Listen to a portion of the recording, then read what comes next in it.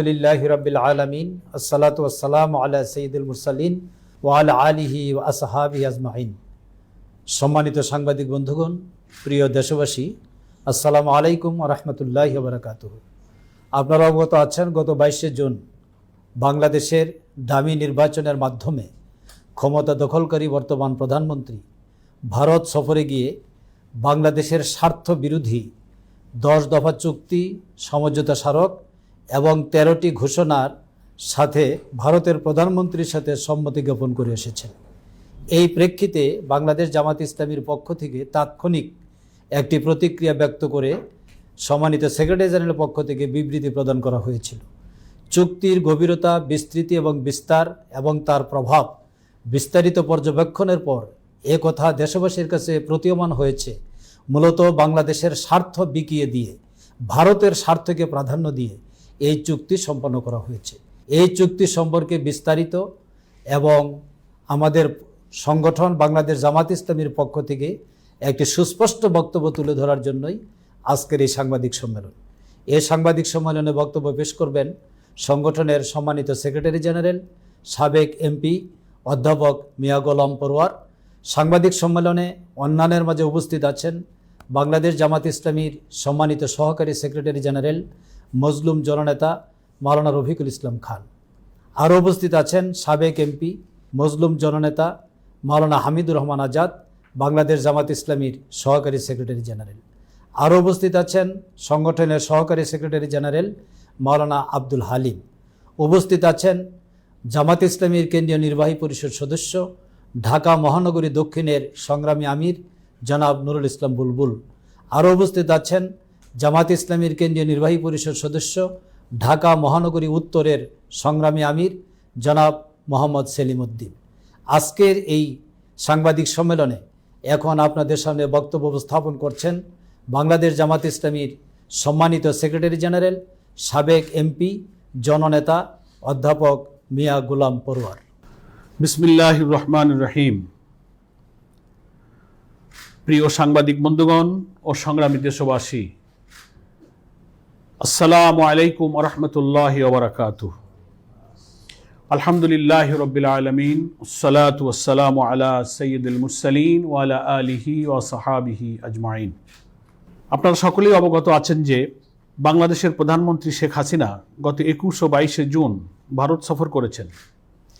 এ সফরকালে প্রধানমন্ত্রী শেখ হাসিনা ভারতের প্রধানমন্ত্রী নরেন্দ্র মোদীর সাথে বাংলাদেশের উপর দিয়ে রেল সংযোগ স্থাপন সহ 10 দফা সমঝোতা স্মারক সই করেছেন এবং তিস্তায় ভারতীয় কারিগরি টিম পাঠানো সহ 13 দফা ঘোষণা প্রদান করেছেন। এই 10টি সমঝোতা স্মারকের মধ্যে 7টি নতুন ও 3টি পুরাতন। এগুলোর মধ্যে আছে রাজনীতি, নিরাপত্তা, বাণিজ্য, সংযোগ, অভিন্ন নদীর পানি বন্টন, জ্বালানি ও শক্তি এবং আঞ্চলিক সাহায্য সহযোগিতা প্রদান। প্রধানমন্ত্রী শেখ হাসিনার সফরকালে ভারতের প্রধানমন্ত্রী নরেন্দ্র মোদীর সাথে নয়াদিল্লির হায়দ্রাবাদ হাউজে বৈঠককালে 10 দফা সমঝোতা স্মারক সই ও 13 দফা ঘোষণা সম্পর্কে বিবৃতির মাধ্যমে জামাত ইসলামীর প্রাথমিক প্রতিক্রিয়া ইতিপূর্বে আমরা জাতির সামনে উপস্থাপন করেছিলাম। চুক্তি ও সমঝোতা স্মারক এবং প্রধানমন্ত্রীর সাথে ভারতের প্রধানমন্ত্রীর বৈঠক ও গণমাধ্যমে প্রধানমন্ত্রীর বক্তব্য থেকে প্রতীয়মান হয়েছে মূলত বাংলাদেশের স্বার্থ বিসর্জন দিয়ে ভারতকে একতরফা সুবিধা দেওয়ার উদ্দেশ্যেই এই চুক্তি সম্পন্ন করা হয়েছে। এই চুক্তি বাংলাদেশের স্বাধীনতা, সার্বভৌমত্ব এবং বাংলাদেশের অর্থনীতিকে ধ্বংস করার জন্যই করা হয়েছে। চুক্তি সম্পর্কে আমাদের বিস্তারিত সুস্পষ্ট বক্তব্য জাতির সামনে উপস্থাপনের লক্ষ্যেই আজকে এই সংবাদ সম্মেলনের আয়োজন করা হয়েছে। সাংবাদিক বন্ধুগণ, দেশের নির্যাতিত, নিপীড়িত, শোষিত, বঞ্চিত 17 কোটি মানুষ আশা করেছিল যে বাংলাদেশের প্রধানমন্ত্রী শেখ হাসিনা ভারত সফরকালে বাংলাদেশ ও ভারতের উপর দিয়ে প্রবাহিত গঙ্গা, তিস্তা, ব্রহ্মপুত্র, মেঘনা, সুরমা, কুশিয়ারা সহ 54টি অভিন্ন নদীর পানির বাংলাদেশের প্রাপ্য ন্যায্য হিস্সা সহ বাংলাদেশ ও ভারতের সাথে বিরাজমান রাজনৈতিক, অর্থনৈতিক সমস্যা, ট্রানজিট করিডোর সহ বিভিন্ন সমস্যা নিয়ে ভারতের সাথে আলোচনা করে বাংলাদেশের জনগণের ন্যায্য অধিকার আদায় করার ক্ষেত্রে বলিষ্ঠ ভূমিকা পালন করে দেশে ফিরে আসবেন। কিন্তু প্রধানমন্ত্রী শেখ হাসিনা বাংলাদেশের জনগণের স্বার্থ আদায়ের জন্য বলিষ্ঠ ভূমিকা পালনের পরিবর্তে ভারতের নিকট নতজানু হয়ে বাংলাদেশের স্বার্থ ভারতের কাছে বিকিয়ে দিয়ে এসেছেন। ভারতকে তিনি মন প্রাণ উজাড় করে সবকিছু বিলিয়ে দিয়ে খালি হাতে ফিরে এসেছেন। তিনি ভারতকে শুধু দিয়েই আসেন, কিছুই আনতে পারেন না। তার এ ধরনের ভূমিকায় বাংলাদেশের জনগণ বিক্ষুব্ধ ও মর্মাহত। প্রধানমন্ত্রীর নতজানু ভূমিকা দেশের সচেতন জনগণকে হতাশ করেছে। সাংবাদিক বন্ধুগণ, আপনারা সকলেই অবগত আছেন যে বাংলাদেশ ও ভারতের উপর দিয়ে প্রবাহিত 54টি অভিন্ন নদী তথা গঙ্গা, তিস্তা, ব্রহ্মপুত্র, মেঘনা, সুরমা, কুশিয়ারা এগুলো সবই আন্তর্জাতিক নদী। এসব নদীর পানির ন্যায্য হিস্সা পাওয়ার বাংলাদেশের অধিকার আন্তর্জাতিক নদী আইন দ্বারা স্বীকৃত। বাংলাদেশকে অভিন্ন আন্তর্জাতিক নদীগুলোর পানির ন্যায্য হিস্সা থেকে বঞ্চিত করে ভারত আন্তর্জাতিক আইন লঙ্ঘন করেছে। ভারতের আন্তর্জাতিক আইন লঙ্ঘনের বিরুদ্ধে বাংলাদেশের আন্তর্জাতিক আদালতে যাওয়ার অধিকারও আছে, কিন্তু নতজানু পররাষ্ট্রনীতির কারণে সরকার আন্তর্জাতিক আদালতে যাওয়ার যেমন সাহস পাচ্ছে না, তেমনি ভারতের সাথে দর কষাকষিতে বাংলাদেশ সরকার বলিষ্ঠ ভূমিকা পালন করতেও পারছে না। এর কারণ হলো বাংলাদেশের বর্তমান সরকার জনগণের ভোটে নির্বাচিত নয়। কেয়ারটেকার সরকারের অধীনে অবাধ, সুষ্ঠু, নিরপেক্ষ, অংশগ্রহণমূলক নির্বাচনকে পাশ কাটিয়ে বর্তমান সরকার বিনা ভোটে প্রতিবেশী দেশ ভারতের প্রত্যক্ষ ও পরোক্ষ সহযোগিতায় দীর্ঘ 15 বছর যাবৎ ক্ষমতায় টিকে আছে। সে কথা প্রধানমন্ত্রী শেখ হাসিনা ও সেতুমন্ত্রী জনাব ওবায়দুল কাদের প্রকাশ্যে বহুবার স্বীকার করেছেন। বর্তমান সরকারের প্রতি দেশের জনগণের কোনো সমর্থন ও আস্থা নেই। তার বড় প্রমাণ বিগত 15 বছর যাবৎ ভোটারবিহীন প্রহসনের নির্বাচনের মাধ্যমে বর্তমান সরকারের অন্যায়ভাবে ক্ষমতায় টিকে থাকা। বর্তমান সরকারের ক্ষমতায় টিকে থাকার যেমন কোনো নৈতিক ভিত্তি নেই, তেমনি আইনগত ভিত্তিও নেই। এ ধরনের একটি পরনির্ভরশীল সরকারের পক্ষে ভারতের নিকট থেকে বাংলাদেশের জনগণের ন্যায্য অধিকার আদায় করা মোটেই সম্ভব নয়। ভারতের সাথে বর্তমান সরকারের সই করা সমঝোতা স্মারকে বলা হয়েছে, তিস্তা নদীর পানি সংরক্ষণ ও ব্যবস্থাপনা নিয়ে আলোচনা করতে বাংলাদেশে যাবে ভারতীয় কারিগরি দল। বাংলাদেশের তিস্তার পানি সংরক্ষণের জন্য ভারতীয় কারিগরি দল পাঠানোর প্রস্তাব বাংলাদেশের জন্য অত্যন্ত অবমাননাকর। তিস্তার পানি সংরক্ষণ করার জন্য বাংলাদেশি পানি বিশেষজ্ঞরাই যথেষ্ট। তিস্তার পানির ন্যায্য হিস্সা না দেওয়ার জন্যই ভারত নানা ধরনের অশুভ প্রস্তাব দিচ্ছে। ভারতীয় ওইসব প্রস্তাব মোটেই গ্রহণযোগ্য নয়। সাংবাদিক বন্ধুগণ, ভারত গঙ্গা, তিস্তা, ব্রহ্মপুত্র, মেঘনা, সুরমা ও কুশিয়ারা নদীর পানির ন্যায্য হিস্সা বাংলাদেশকে না দিয়ে বরং তারা ওইসব নদীর উজানে বাদ দিয়ে একতরফাভাবে পানি প্রত্যাহার করে বাংলাদেশকে শীত ও গ্রীষ্ম মৌসুমে শুকিয়ে মারছে এবং বর্ষা মৌসুমে বাংলাদেশকে ডুবিয়ে মারছে। বর্তমানে বৃহত্তর সিলেট ও রংপুর অঞ্চলে ভয়াবহ বন্যা পরিস্থিতি বিরাজ করছে। বন্যায় উঠতি ফসল ধান, পাট সহ বিভিন্ন ফসল পানিতে তলিয়ে যাচ্ছে। এভাবে প্রতি বছরই হাজার হাজার কোটি টাকার ফসলের ক্ষতি হচ্ছে। ফলে বাংলাদেশ ভারতের পানি আগ্রাসনে প্রতি বছরই অর্থনৈতিকভাবে সর্বশান্ত হচ্ছে। ভারতের এই পানি আগ্রাসনের মোকাবেলা করার জন্য গঙ্গা, তিস্তা, ব্রহ্মপুত্র, মেঘনা, সুরমা, কুশিয়ারা সহ সকল অভিন্ন নদীগুলোর উপর ভারতের ভাটিতে ও বাংলাদেশের উজানে বাঁধ নির্মাণ এবং ভরাট হওয়া নদীগুলো খনন করার জন্য বড় ধরনের মেগা প্রকল্প গ্রহণ করার জন্য আমরা সরকারের প্রতি উদাত্ত আহ্বান জানাচ্ছি। সাংবাদিক বন্ধুগণ, আপনারা জানেন যে প্রধানমন্ত্রী তার ভারত সফরকালে ভারতকে বাংলাদেশের উপর দিয়ে রাজশাহী পর্যন্ত রেল যোগাযোগ বাড়ানোর জন্য সমঝোতা স্মারক সই করেছেন। প্রধানমন্ত্রী বাংলাদেশের উপর দিয়ে ভারতকে ট্রানজিট ও করিডোর দিয়ে নিজেকে ধন্য মনে করছেন। শুধু তাই নয়, বাংলাদেশের মংলা সামুদ্রিক বন্দর, চট্টগ্রাম সামুদ্রিক বন্দর ও চট্টগ্রামের মিরসরাইতে ইপিজেড নির্মাণের চুক্তি সই করা হয়েছে। দেশের জনগণ মনে করেন যে প্রধানমন্ত্রী এসব পদক্ষেপের ফলে দেশের স্বাধীনতা সার্বভৌমত্ব আজ হুমকির মুখে পড়েছে। সরকার বলছে যে পরীক্ষামূলকভাবে রেল চলাচল চুক্তি করা হয়েছে। আমরা স্মরণ করে দিতে চাই যে 1975 সালে ভারতের তৎকালীন প্রধানমন্ত্রী শ্রীমতী ইন্দিরা গান্ধী মাত্র 45 দিনের জন্য পরীক্ষামূলকভাবে ফারাক্কাবাদ চালুর অনুমতি দিয়েছিলেন, কিন্তু ভারতের সেই 45 দিনের মেয়াদ আজও শেষ হয়নি। কাজেই রাজশাহী পর্যন্ত পরীক্ষামূলকভাবে রেল যোগাযোগ চালুর যে কথা বলা হয়েছে সে ব্যাপারে দেশবাসী মনে করে পরীক্ষামূলকভাবে রাজশাহী পর্যন্ত রেল চালুর কথাটা একটি ভাওতাবাজি ছাড়া আর কিছুই নয়। হয়তো তাদের এই পরীক্ষামূলক রেল যোগাযোগের মেয়াদও কখনো শেষ হবে না। তাই বাংলাদেশের দেশপ্রেমিক জনগণ সরকারের ওই সমঝোতা স্মারক মানতে রাজি নয়। বাংলাদেশের উপর দিয়ে যে রেল চলবে তাতে কি জিনিস বহন করা হবে তা স্পষ্ট করে বলা হয়নি।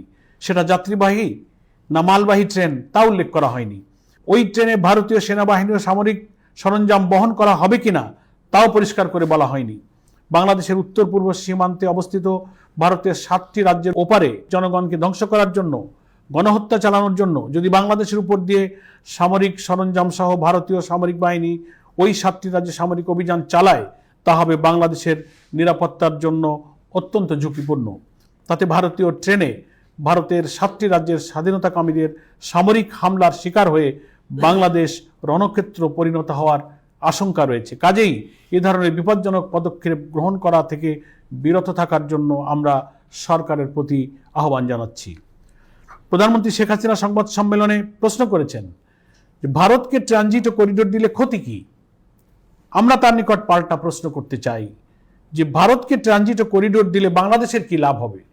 বাংলাদেশের কোনো লাভের কথাই তিনি প্রমাণ করতে পারেননি। প্রধানমন্ত্রী শেখ হাসিনা তার বক্তব্যে ইউরোপের বিভিন্ন দেশগুলোর মধ্যকার ট্রানজিট ও করিডোরের কথা উল্লেখ করে বলেছেন এবং বাংলাদেশ ও ভারতের সম্পর্কের ব্যাপারে ইউরোপের বিভিন্ন প্রতিবেশী দেশের উদাহরণ সেখানে মোটেই প্রযোজ্য নয়। কারণ ভারত ও বাংলাদেশের উপর দিয়ে প্রবাহিত 54টি অভিন্ন নদীর মতো কোনো নদী ইউরোপে নেই। ইউরোপীয় ইউনিয়নভুক্ত 27টি দেশের একই মুদ্রা, একই ধর্ম, একই ভাষা, শিক্ষা, সংস্কৃতি ও মুক্তবাজার অর্থনীতি।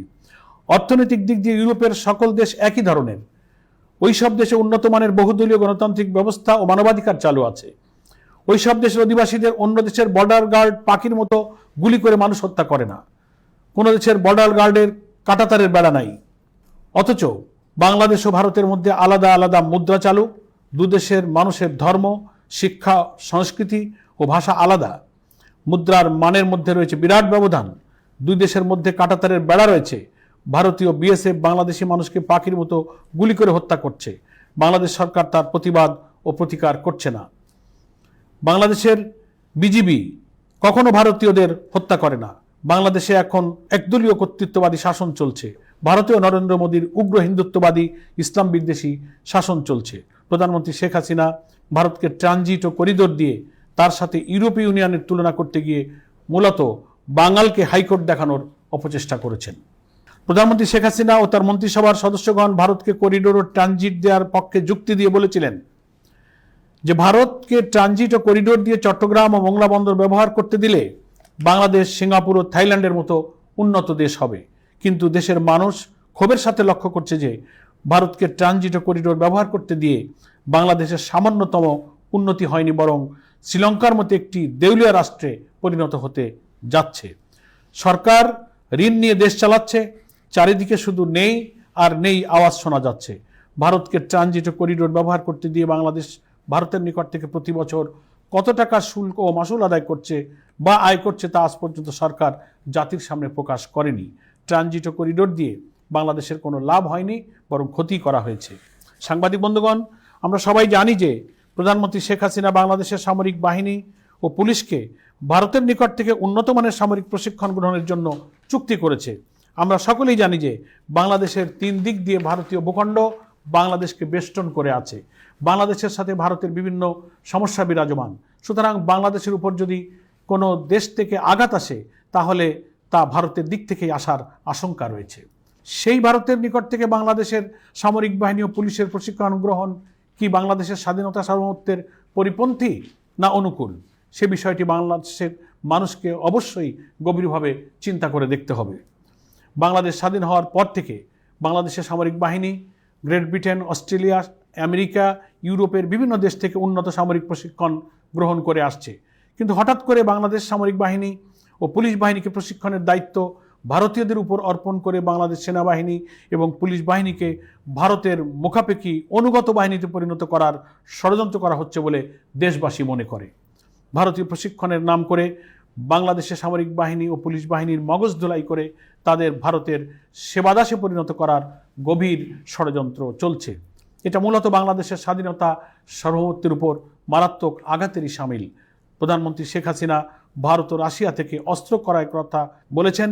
সরকারের এ ধরনের রহস্যজনক কর্মকাণ্ডে বাংলাদেশের জনগণ শঙ্কিত ও উদ্বিগ্ন। প্রিয় দেশবাসী, বাংলাদেশের মালিক বাংলাদেশের জনগণ। বাংলাদেশের জনগণ ভোট দিয়ে যাদেরকে নির্বাচিত করবে তারাই রাষ্ট্র পরিচালনার অধিকারী। বর্তমান সরকার জনগণের ভোটে নির্বাচিত নয়।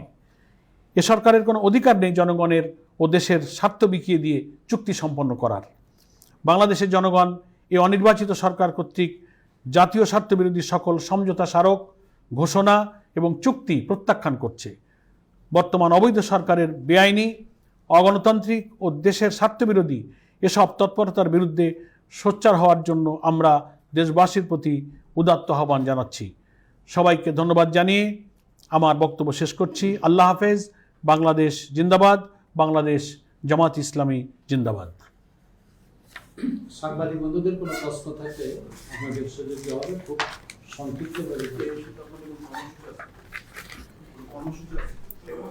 আমরা আমাদের জনগণকে ভারতের এই জাতীয় স্বার্থবিরোধী তৎপরতা, বাংলাদেশ সরকারের সাথে চুক্তির সম্পর্কে অবহিত করার জন্য গণসংযোগ, প্রচারপত্র বিলি, সেমিনার, সিম্পোজিয়াম, জনমত গঠনের জন্য নানান ধরনের কর্মসূচি আমরা ইতিমধ্যে গ্রহণ করেছি।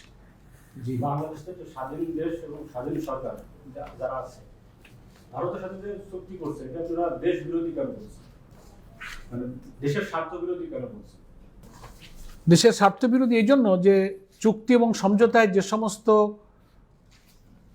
বিবরণগুলো পরিষ্কার হয়ে আসছে, যেমন ধরেন তিস্তার পানিটা আমাদের প্রয়োজন, অথচ তিস্তার পানি নিয়ে কিন্তু একটু আলোচনা হয়নি, এক ফোঁটা পানি আসেনি, বরং ভারত তার নিরাপত্তার জন্য সে এখন আমাদের তিস্তায় পানি ব্যবস্থাপনা সংরক্ষণের জন্য নতুন প্রকল্প দেবে, বিনিয়োগ করবে, যেটা 16 সাল থেকে চীন চেষ্টা করছে, সেটা কাউন্টার করে পানির চেয়ে এখন তার নিজস্ব ডিফেন্স নিয়ে এখন সে চিন্তা করছে। ফলে আলটিমেটলি কিছু তো উনি করতে পারলেন না। সে কারণে আমরা বলছি যে এটা দেশের স্বার্থবিরোধী হচ্ছে। আমাদের সীমান্ত হত্যা বন্ধের ব্যাপারে কোনো আলোচনা হলো না। তো ফলে আমাদের স্বার্থের জন্য কিছুই হয়নি, বরং এই যে রেল ট্রানজিট, সড়ক ট্রানজিট, চট্টগ্রাম, তারপরে আমাদের মংলা বন্দর ব্যবহারের সব সুযোগ তো আমরাই দিলাম, কিন্তু আমরা পেলাম কি, আনলাম কি? এই জন্য আমরা বলছি যে এগুলো স্বার্থবিরোধী হয়েছে। আর আমাদের সাংবাদিক বন্ধুগণের প্রশ্ন, স্বাধীন সরকার, এ সরকার তো স্বাধীন সরকার বলতে কি বোঝায়? এ তো জনগণের ভোটে নির্বাচিত সরকার নয়, এটা অবৈধ সরকার, অগণতান্ত্রিক সরকার। এটা তো এখানে স্বাধীন সরকার বা স্বাধীন কথাটাই এর প্রযোজ্য না। আর অনির্বাচিত যারা, তারা হলো অত্যাচারী, ফ্যাসিবাদী, কর্তৃত্বশীল হয়, একনায়ক হয়, এই জন্য এদেরকে স্বাধীন বলা যায় না। হ্যাঁ, জি, সম্মানিত সাংবাদিক বন্ধুগণ, আপনারা এতক্ষণ ধৈর্যের সাথে সম্মানিত সেক্রেটারি জেনারেলের বক্তব্য শুনেছেন। এই বক্তব্যের মাধ্যমেই বাংলাদেশ জামাত ইসলামীর পক্ষ থেকে ভারতের সাথে বাংলাদেশের স্বার্থবিরোধী যে চুক্তি, এই চুক্তির বিস্তারিত বিশ্লেষণ আপনাদের সামনে তুলে ধরা হয়েছে। আপনাদের মাধ্যমে আমরা দেশবাসীকে আন্তরিক ধন্যবাদ জানিয়ে সাংবাদিক সম্মেলনের কাজ এখানেই শেষ হচ্ছে। সবাইকে ধন্যবাদ। আসসালামু আলাইকুম ওয়া রাহমাতুল্লাহি ওয়া বারাকাতুহু।